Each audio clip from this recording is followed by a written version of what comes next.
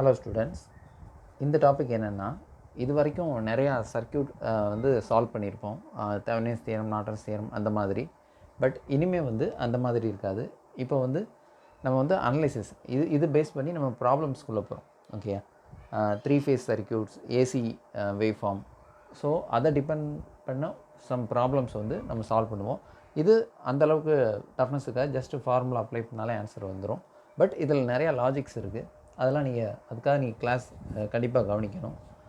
Okay, இப்போ நார்மலாக AC wave form, DC wave form அப்படின்னு நீங்கள் ஸ்கூல் ஸ்டடீஸில் படிச்சிருப்பீங்க. அது என்ன? AC alternating current wave form, அப்புறம் direct current wave form.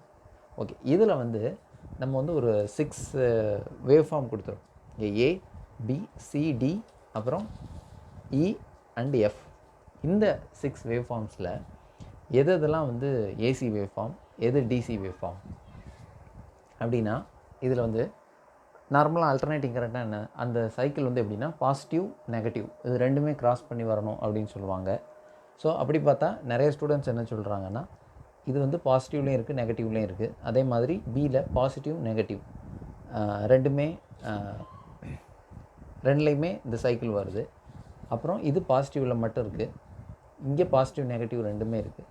So இங்கேயும் பாசிட்டிவ்லேயும் வருது, அதுக்கப்புறம் நெகட்டிவ் ஹாஃப் சைக்கிள் இங்கேயும் வருது. பட் இது வந்து ஃபுல் பாசிட்டிவில் மட்டும்தான் வருது. பட் இந்த சிக்கும் எஃப்க்கும் என்ன டிஃப்ரென்ஸ்னால், இது கான்ஸ்டண்ட்டாக மெயின்டைன் ஆகுது. It has some ripples. ஓகேயா, சம் ஃப்ளக்சுவேஷன்ஸ் வந்து இருக்குது. இப்போ நிறையா ஸ்டூடெண்ட்ஸ் என்ன சொல்கிறாங்கன்னா, இந்த சி அண்ட் எஃப் மட்டும்தான் டிசி கரண்ட், இல்லைனா டிசி வேவ் ஃபார்ம், இல்லை டிசி வோல்டேஜ். இங்கே வோல்டேஜ் தான் கொடுத்துருக்கோம் ஒய் ஆக்சிஸில். ஸோ எல்லாத்துக்கும் ஒரே கான்செப்ட் தான், either DC current or DC voltage, அதெல்லாம் ஒன்று தான். கான்செப்ட் வைஸ் பார்த்தோம்னா இந்த வேவ் ஃபார்ம் வச்சு இது ரெண்டு தான் டிசி. இங்கே பாசிட்டிவ், நெகட்டிவ் ரெண்டுலேயுமே இந்த சைக்கிள்ஸ் வர்றதுனால இது எல்லாமே ஏசின்னு சொல்கிறாங்க. But that is wrong. ஏன் இதில் எது ஏசி சர்க்யூட்ஸ்னால், ஃபஸ்ட்டு ஒரு வேவ் ஃபார்ம் வந்து ஏசி வேவ் ஃபார்ம் அப்படின்னா அதுக்கு ஒரு கண்டிஷன் இருக்குது. ஸோ அந்த கண்டிஷன் சாட்டிஸ்ஃபை ஆனால் மட்டும்தான் இது வந்து ஏசி வேவ் ஃபார்ம். அது என்ன கண்டிஷன் அப்படின்னு பார்க்கலாம். அந்த கண்டிஷன் என்னென்னா, அந்த வேவ் ஃபார்மோட ஆவரேஜ் வேல்யூ வந்து 0வாக இருக்கணும். அப்படி இருந்தால் மட்டும்தான் அது வந்து ஒரு ஏசி வேவ் ஃபார்ம். சரி, ஓகே. நம்ம நார்மலாக ஆவரேஜ் வேல்யூனா என்ன? ஆவரேஜ்னால் மீன், மீடியன், மோட் அந்த மாதிரி இதில் மீன்னு வரும். அரித்மெட்டிக் மீன். நார்மலாக ஆவரேஜ் ஆஃப் அந்த 5 சப்ஜெக்ட்ஸ் மார்க்ஸ் அப்படின்னு வரும்போது ஆவரேஜ்னால் என்னென்னா, ஜென்ரல் ஃபார்முலா என்ன வரும்னா, sum of all the values divided by number of values. இதுதான் வந்து ஜென்ரலாக ஆவரேஜ் உள்ள ஃபார்முலா. பட் இங்கே என்ன இருக்குன்னா, எல்லாமே வந்து ஒரு வேவ் ஃபார்ம். ஸோ அந்த வேவ் ஃபார்முக்கு ஆவரேஜ் வேல்யூ எப்படி வரும்னா, இதுதான் அது average value.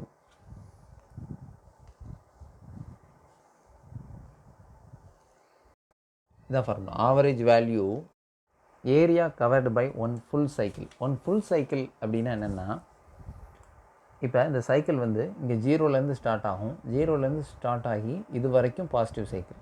Okay, next negative cycle இருக்கும், இங்கே வந்து க்ளோஸ் ஆகுது. ஓகே, மறுபடியும் இதே சைக்கிள் எங்கே ரிப்பீட் ஆகுதோ அது வரைக்கும் உள்ளது தான் டைம் பீரியட். அது வரைக்கும் உள்ளது தான் ஃபுல் சைக்கிள் அப்படின்னு சொல்கிறோம். ஸோ இங்கே வந்து பைன்றது ஃபுல் சைக்கிள் கிடையாது, 2π.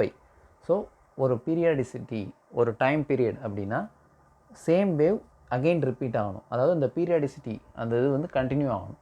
அப்போ அது வரைக்கும் உள்ளது தான் time period. So full cycle. அப்போ டைம் பீரியட் அப்படின்னா இந்த கண்டிஷனுக்கு பார்த்தோம்னா டினாமினேட்டரில் 2πன்னு எழுதணும். ஓகேயா, இப்போ இந்த சைக்கிளுக்கு பார்த்தீங்கன்னா ஃபுல் வேவ் எங்கே க்ளோஸ் ஆகுது அப்படின்னா 12ல் தான் முடியுது. மறுபடியும் இங்கே சேம் வேவ் இங்கே 0ல் எப்படி ஸ்டார்ட் ஆனிச்சோ, 0 to 8க்கு ஜம்ப் ஆனிச்சோ, அதே தான் இங்கேயும் ஸ்டார்ட் ஆகும். ஓகேயா, ஸோ இங்கே 0, 6, 12 வரைக்கும் தான் இதோட டைம் பீரியட். ஓகே, இப்போ இதை நம்ம எல்லா வேவுக்குமே சப்ஸ்டியூட் பண்ணி பார்ப்போம். Area covered by one full cycle divided by total time period. இப்போ ஃபார் வேவ் ஃபார்ம் ஏ இதுக்கு வந்து நம்ம ஆவரேஜ் வேல்யூ என்னன்றதை இப்போ நம்ம பார்க்க போகிறோம். First area covered by positive cycle. இந்த பாசிட்டிவ் சைக்கிளில் இந்த ஏரியா எவ்வளோ கவர் ஆகிருக்குன்னு பார்க்கும். ஸோ இங்கே வந்து 4, அதாவது இது ஆம்ப்ளிடியூட், ஓகேயா, ஒய் ஆக்சிஸ் இது எல்லாமே. ஸோ இங்கே வந்து 4, 0 to 4 என்ன, இங்கே வந்து 5. ஸோ இந்த ஏரியா அப்போ 5 into 4 எழுதுகிறோம், 5 into 4. அப்புறம் negative cycle area. Negative cycle ஏரியான்னு பார்த்தோன்னா இந்த ஏரியா, ஓகேயா. ஸோ அங்கேயும் 0லேருந்து -4. -4நாலும் இதோட டிஸ்டன்ஸ் பார்த்திங்கன்னா 4 - 0. ஸோ இதோட யூனிட் பார்த்திங்கன்னா 4 யூனிட்ஸ். இங்கே 5 to 10, அதாவது 10 - 5, அதுவுமே என்னது 5 யூனிட்ஸ் வந்து கவர் ஆகிருக்கு. therefore 4 இங்கேருந்து -4 into 5 divided by என்னது total time period. Time period என்ன சொல்லியிருந்தோம், 0லேருந்து 10 வரைக்கும். ஏன்னா அப்போ தான் ஒன் என்டையர் சைக்கிள் வந்து கம்ப்ளீட் ஆகுது. therefore divided by 10. இதை சால்வ் பண்ணிங்கன்னா 5 into 4 20. இங்கே என்ன இருக்குது, -4 into 5. therefore plus -20 divided by 10 is equal to 0. 20 minus 20 இதோட வேல்யூ பார்த்திங்கன்னா 0. அப்போ நம்ம என்ன சொல்லியிருந்தோம், எதெல்லாம் ஏசி வேவ் ஃபார்ம் அப்படின்னா அதோட ஆவரேஜ் வேல்யூ மஸ்ட் பி 0. 0வாக இருந்தால் தான் அது வந்து ஏசி வேவ் ஃபார்ம். அப்போ இங்கே ஏ ஃபார் வேவ் ஃபார்ம் ஏக்கு வந்து ஆவரேஜ் வேல்யூ 0 வருது. therefore அது வந்து என்னதுன்னா இது ஒரு ஏசி வேவ் ஃபார்ம். நெக்ஸ்ட்டு நம்ம இதெல்லாம் பார்க்குறதுக்கு முன்னால் வேவ் ஃபார்ம் ஈக்கு போகலாம். வேவ் ஃபார்ம் இ. ஸோ இதுக்கு என்ன ஆவரேஜ் வேல்யூ வருதுன்னு பார்க்கலாம். ஓகே, இதோட பாசிட்டிவ் ஏரியா என்ன வரும்னா இங்கே 0லேருந்து 8, ஒய் ஆக்சிஸில் 8, எக்ஸ் ஆக்சிஸில் 6. ஓகே, அப்போ 8 into 6. ஸோ 8 into 6 ப்ளஸ் அப்புறம் negative half cycle. Negative half சைக்கிளுக்கு பார்த்திங்கன்னா இங்கே 0லேருந்து -2 வரையும் தான் வருது. therefore -2 into அப்புறம் இந்த டிஸ்டன்ஸ், அதாவது 12 - 6 இந்த distance. therefore 6 into -2. Total time period என்னன்னு பார்த்தோம்னா 0லேருந்து 12 வரைக்கும் 12. இதோட வேல்யூ என்னது, 8 6 48 -12 divided by 12 is equal to என்ன வரும்னா 3ன்னு வரும். is not equal to 0. therefore இங்கே கன்க்ளூஷன் என்னன்னா வேவ் ஃபார்ம் ஏ வந்து ஏசி வேவ், இ வந்து இது வந்து ஏசி வேவ் இல்லை, இது வந்து DC wave. It may be DC wave. அப்போ இங்கே பாருங்கள், இதுவுமே பாசிட்டிவ் நெகட்டிவ் க்ராஸ் பண்ணி இந்த வேவ் ஃபார்ம் வந்தது. ஆனால் அது ஏசி வேவ் ஃபார்ம்.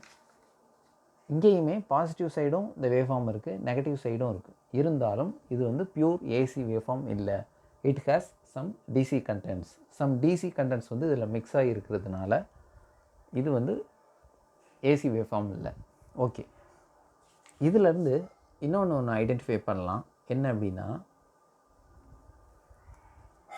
எப்போ இது 0 ஆகும், ஆவரேஜ் வேல்யூ எப்போ 0 ஆகும்னா இந்த மேக்னிடியூடும் இந்த வேல்யூவும் ஈக்குவல் ஏரியாவாக இருக்கணும் அண்ட் ஆல்சோ நெகட்டிவில் இருக்கணும். அப்படி இருந்தால் 0 ஆகும். இங்கே எப்படி 20, இங்கே -20, அப்படி இருந்தால் தான் இந்த வேவ் ஃபார்ம் வந்து 0 ஆகும். அப்போ என்ன சொல்ல வரோம் அப்படின்னா, இந்த பாசிட்டிவ் ஹாஃப் சைக்கிள் ஏரியாவும் நெகட்டிவ் ஹாஃப் சைக்கிள் ஏரியாவும் ஈக்குவலாக இருந்தால் இதை ரெண்டையும் ஆட் பண்ணும்போது இது பாசிட்டிவ் ஏரியாவாக இருக்கும், இந்த நெகட்டிவ் ஏரியா இருக்கும். ரெண்டையும் ஆட் பண்ணும்போது ரெண்டுமே ஈக்குவல் வேல்யூவில் இருக்கும்போது x - x becomes 0. அந்த மாதிரி 0 ஆயிரும். அதுக்கு நல்ல எக்ஸாம்பிள் பார்த்தீங்கன்னா வேவ் ஃபார்ம் ஏ. இங்கேயும் 20 இருக்குது, இங்கே -20 இருக்குது, therefore 0. பட் இங்கே பாசிட்டிவ் ஹாஃப் சைக்கிளோட ஏரியா வந்து அதிகமாக இருக்குது. 6 × 8 48 இருக்குது. நெகட்டிவ் ஹாஃப் சைக்கிளோட ஏரியா பார்த்தீங்கன்னா 6 × -2 12 தான் இருக்குது. ஓகே, இங்கே 48 இருக்குது, இங்கே 12 இருக்குது. இங்கே ஈக்குவல் வேல்யூ இல்லை, அதனால இது 0 ஆகலை. அப்போ என்ன சொல்லலாம் அப்படின்னா, பாசிட்டிவ் ஹாஃப் சைக்கிள் ஏரியாவும் நெகட்டிவ் ஹாஃப் சைக்கிள் ஏரியாவும் ஈக்குவலாக இருந்தால் அது ஒரு ஏசி வேவ் ஃபார்ம் அப்படின்னு சொல்லலாம். அப்போ ரிமைனிங் வேவ் ஃபார்மே எப்படின்னு பார்க்குறோம். இந்த வேவ் ஃபார்ம் இந்த வேவ்ஃபார்ம் பார்த்தாலே இது வந்து ஒரு சைன் வேவ்ஃபார்ம். ஓகே, ஸோ இந்த ஏரியாவும் ஈக்குவலாக தான் இருக்குது. தேர்ஃபோர் இதுவுமே என்னது, ஒரு ஏசி வேவ்ஃபார்ம். நெக்ஸ்ட் இங்கே பாருங்கள், இது வந்து இட் இஸ் வெரி அப்வியஸ். என்னென்னா நெகட்டிவ்லேயே வரலை. ஸோ இதோட ஆவரேஜ் வேல்யூ பார்த்தோம்னா 5 தான் வரும். ஓகே, ஸோ இது வந்து ஒரு டிசி வேவ்ஃபார்ம். அப்புறம் மறுபடியும் இந்த வேவ்ஃபார்ம் இது ரொம்ப இம்பார்ட்டன்ட். இதில் பாசிட்டிவ் ஹாஃப் சைக்கிள் ஏரியாவும் நெகட்டிவ் ஹாஃப் சைக்கிள் ஏரியாவும் ஈக்குவலாக இல்லை. இதோட ஏரியா வந்து அதிகமாக இருக்குது, இதோட ஏரியா ரொம்ப கம்மியாக இருக்குது. அப்போ இது ரெண்டும் ஈக்குவலாக இல்லை அப்படின்னா அது பியூர் ஏசி வேவ்ஃபார்ம் கிடையாது. It has DC contents. Next இது எஃப், இதில் ஃபுல்லாகவே பாசிட்டிவில் தான் இருக்குது. ஸோ பார்த்தோன்னே சொல்லிடலாம் இது வந்து டிசி வேவ்ஃபார்ம். இதுவும் சியும் எஃப்பும் பார்த்திங்கன்னா pure DC waveform. D and E இது பார்த்தோம்னா ஏசியும் இருக்குது, டிசியும். AC plus DC waveform. It has both AC and DC components. First AB பார்த்தோம்னா full and full AC component. ஏன்னா பாசிட்டிவ் ஹாஃப் சைக்கிளும் நெகட்டிவ் ஹாஃப் சைக்கிளும் ஈக்குவல் வேல்யூவில் இருக்கிறதுனால. இப்போ பாருங்கள், எது ஏசி வேவ்ஃபார்ம் எது டிசி வேவ்ஃபார்ம்னு இப்போ எழுதுகிறோம். ஸோ ஏபி மட்டும்தான் என்னது பியூர் ஏசி வேவ்ஃபார்ம். சிடிஇஎஃப் அதெல்லாம் பார்த்தோம்னா DC waveform. And one more thing, இதில் இந்த சியும் எஃப்பும் பார்த்தீங்கன்னா பியூர் டிசி, டியும் இயும் வந்து AC plus DC. But AC plus டிசினாலும் நம்ம டிசின்னு தான் சொல்கிறோம். ஏன் அப்படின்னா எதெல்லாம் எதோட வேல்யூ ஆவரேஜ் வேல்யூ இல்லை, லைட்டாக டிசி கண்டென்ட் அந்த வேவ்ஃபார்மில் இருந்ததுனாலே அதை நம்ம ஏசி வேவ்ஃபார்ம் சொல்ல முடியாது. அதை நம்ம ஏசி ப்ளஸ் டிசி இருந்தாலும் அதை டிசி வேவ்ஃபார்ம் சொல்லலாம். அதில் வந்து தப்பு கிடையாது. ஓகேயா? நெக்ஸ்ட்டு ஓகே, இப்போ இன்னொரு டவுட் உங்களுக்கு என்ன வரும்னா, ஓகே இதோட வேல்யூ வந்து 4x5, அதே மாதிரி இங்கே -4x5 அந்த மாதிரி எழுதிட்டோம். அதே மாதிரி இந்த பாசிட்டிவ் சைக்கிள் ஏரியா வந்து 8x6, அப்புறம் இங்கே வந்து -2x6 அந்த மாதிரி அந்த ஏரியா வந்து நம்ம நீட்டாக எழுதிட்டோம். பட் இந்த ஏரியாவை எப்படி நம்ம மேத்தமெட்டிக்கலாக எழுதலாம்? ஸோ இது வந்து ஒரு ரெக்டாங்கிள்னால் லென்த் இன்ட்டு பிரெட் தான் இதோட ஏரியா. இது வந்து ஒரு சைனசாய்டல் வேவ். இதோட ஏரியா எப்படி எழுதலாம் அப்படின்னா இதை மேத்தமெட்டிக்கலாக எழுதலாம். எப்படி அப்படின்னு பாருங்கள், area covered by 1 full cycle. இது எப்படி மேக்ஸில் எழுதலாம் அப்படின்னா கவனிங்க. ஆக்சுவலாக இங்கே வந்து ω t, area covered by 1 full cycle, இல்லைன்னா area occupied by 1 full cycle. So 0 to t, அதாவது 1 full cycle time period, v t, அதாவது integration of v dt with respect to time. Okay, இதுதான் வந்து ஜென்ரல் ஃபார்முலா. இது இந்த wave ஃபார்முக்கு. Suppose இங்கே dωt இருந்ததுன்னா இங்கேயும் d with respect to ω t அந்த மாதிரி வரும். டிவைடட் பை டைம் பீரியட்னு சொல்லியிருக்காங்க. டைம் பீரியட்னா இட்ஸ் நத்திங் பட் 1 ஃபுல் சைக்கிளோட டைம் பீரியட். ஸோ இங்கே வந்து t, இது ஆவரேஜ் வேல்யூ ஆஃப் வோல்டேஜ் தான் வந்து v ஆவரேஜ். இது எதுக்கும் அப்ளிகபிள். இது வந்து புக்கில் பார்த்தீங்கன்னா இந்த மாதிரி எழுதியிருப்பாங்க, 1/t 0 to t v dt இந்த மாதிரி இருக்கும். இது கரண்ட்டுக்கும் எழுதலாம். கரண்ட்டுக்கும் சேம் கான்செப்ட் தான். பட் இங்கே வந்து விக்கு பதிலாக i வரும், அவ்வளோதான். So 1/t 0 to t i into dt. இந்த ஃபார்முலா ரொம்ப ரொம்ப இம்பார்ட்டண்ட். ஓகே, இப்போ இந்த ஃபார்முலா யூஸ் பண்ணி நம்ம இதோட ஏரியா வந்து ஃபுல் சைக்கிள் ஏரியா வந்து 0 அப்படின்னு ப்ரூவ் பண்ணலாம். ஃபார் வேவ் ஃபார்ம் பிக்கு இதை வந்து இதோட ஆவரேஜ் வேல்யூ வந்து 0ன்னு மேத்தமெட்டிக்கலாக சால்வ் பண்ண போகிறோம். பாருங்கள், வி ஆவரேஜ். இது ஏன் ஐ ஆவரேஜ், அதாவது ஆவரேஜ் கரண்ட்டுன்னு இல்லாமல் ஆவரேஜ் வோல்டேஜ்னு ஏன் எழுதுகிறோம்னா, இங்கே ஒய்ஆக்சிஸில் வோல்டேஜ் தான் இருக்குது. சம் ப்ராப்ளம்ஸில் இங்கே ஐன்னு கொடுத்துருக்கலாம். இங்கே ஐ, இங்கே dωt, இது அப்படியே தான் இருக்கும். இங்கே ஐன்னு கொடுத்தோம்னா இங்கே வந்து ஐ ஆவரேஜ்.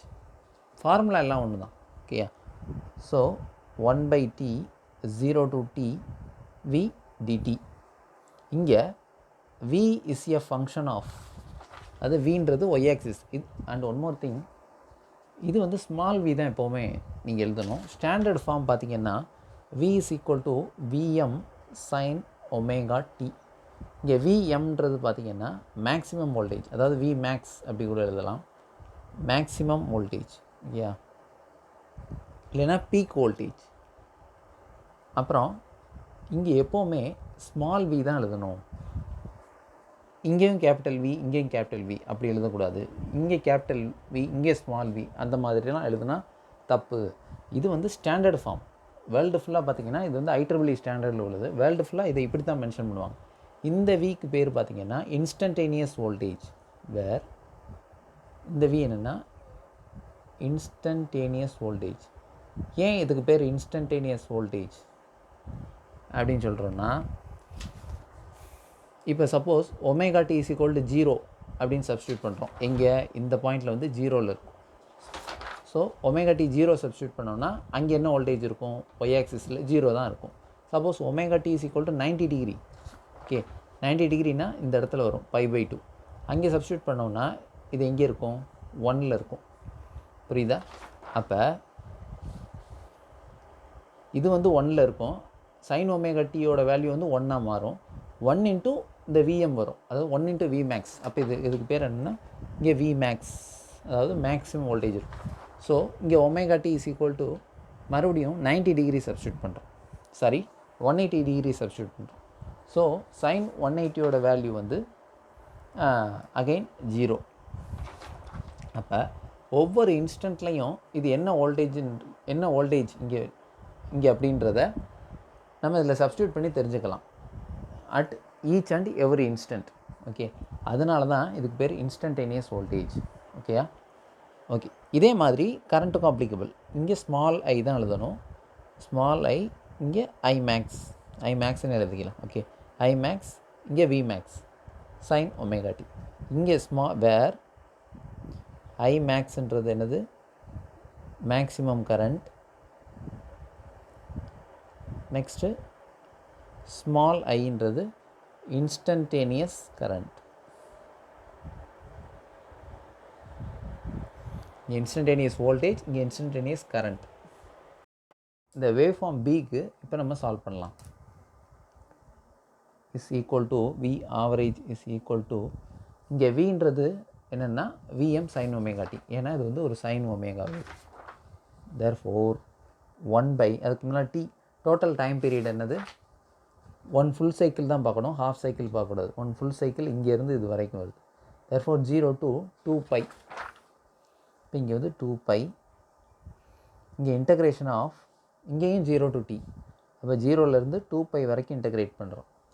ஓகே, அப்புறம் v இஸ் ஈக்குவல் டு, இது என்ன wave, vm sine omega T D omega T. ஏன் டி ஒமேகா டின்னு தெரியுதா? இங்கே எக்ஸ் ஆக்சிஸ் என்னவோ அதே தான் எழுதணும். எக்ஸ் ஆக்சிஸ் வந்து ஒமேகா டி. தற்போது இங்கேயும் நம்ம differentiate with respect to omega T, அதாவது integrate with respect to omega T, அப்படி தான் வரும். இதை வந்து நீங்கள் சால்வ் பண்ணலாம். 1/2π. இங்கே வி மேக்ஸ் வந்து கான்ஸ்டன்ட், தற்போது வி மேக்ஸை மட்டும் வெளில எடுக்கிறோம். அப்புறம் 0 to 2π sine omega T D omega T. இதை இன்டகிரேஷன் பண்ணோன்னா Vm/2π sin theta, integration of sine theta D theta. அதுக்கு என்ன வரும்னா மைனஸ் காஸ் ஒமேகா டி இப்படி வரும். ஸோ லிமிட்டை விட்டுறக்கூடாது. லிமிட் பார்த்தோன்னா அப்பர் லிமிட் 0லேருந்து 2π வரைக்கும் வரும். ஓகேயா? Therefore Vm/2π first minus cos 2π, அப்புறம் மைனஸ் ப்ராக்கெட்டில் இன்னொரு மைனஸ் இருக்குது, be careful. So minus cos 2πயோட வேல்யூ -1 மைனஸ், அப்புறம் காஸ் 0ஓட வேல்யூ 1, இங்கே -1, தேர்ஃபோர் இங்கே -1. Vm/2π is equal to -1 + 1. So +1 into -1, +1 + 1 ஓட வேல்யூ 0. அப்போ என்ன வரும், இதோட ஆன்சர் 0. புரியுதா? இதோட ஆவரேஜ் வேல்யூ வந்து 0 வேல்யூ வந்துருச்சு. அப்போ இந்த area occupied by one full cycle வந்து இட் பிகம்ஸ் 0. அதான் வந்து நம்ம இங்கே ப்ரூவ் பண்ணியிருக்கோம். தேர்ஃபோர் கன்க்ளூஷன் என்னென்னா, இந்த இது வந்து average values equal to area occupied by one full cycle divided by total time period. இது இங்கே சென்டென்ஸில் எழுதியிருக்கோம், இதை இங்கே மேத்தமெட்டிக்கலாக எழுதியிருக்கோம். ரெண்டுமே ஒரே மீனிங் தான். இது மேத்தமெட்டிக்கலாக சொல்கிறோம், இது ரெண்டும் இங்கே சென்டென்ஸில் சொல்கிறோம்.